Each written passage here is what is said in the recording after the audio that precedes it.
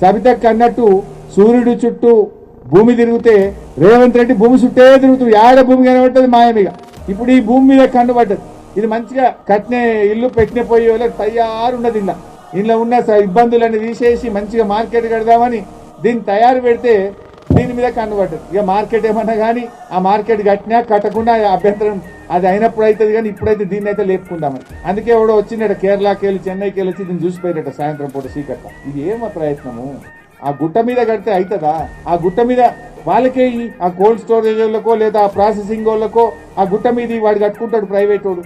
వీళ్ళు రైతులు కదా. రైతులు ముఖ్యమా దళారులు వ్యాపారులు ముఖ్యమా? నీకు నువ్వు రైతుల పక్షాన ఉంటావా దళారుల పక్షాన ఉంటావా? దళారులకే దిల్లు భూములు ఇయ్యడు. ఎందుకంటే అది నడవదు కేసు. అది కేసు ఉండదు అని తెలుసు. అందరికంటే ఎక్కువ రేవంత్ రెడ్డికి తెలుసు.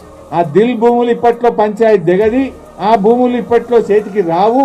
ఇది మాత్రం క్లియర్ ఉన్నది. దీన్ని లేపకపోదాం, దీన్ని తమ అనుయాయులకు కట్టబెడదాం అనేటువంటి ఒక కుట్ర. అందువల్ల రేవంత్ రెడ్డి నిజంగా నువ్వు ప్రాసెసింగ్ ప్లాంట్లు పెట్టాలంటే దిల్ భూముల్లో పెట్టు. ఇక్కడ మాత్రం అంతర్జాతీయ స్థాయిలో ఇక్కడ ఫ్రూట్ మార్కెట్ ను తప్పకుండా నిర్మించాల్సిందే. వేల మంది ఈ మార్కెట్ మీద హమాలీలు కావచ్చు, ప్రత్యక్షంగా పరోక్షంగా వేల మంది దీని మీద జీవనాధారం ఉంటుంది. లక్షల మంది రైతుల బతుకుదెరువు ఆలోచిస్తావా? నలుగురు దళారులకు ఈ భూమిని అప్పజెప్పి నీకు వచ్చే కమిషన్ల గురించి ఆలోచిస్తావా అని మేము అడుగుతా ఉన్నాం.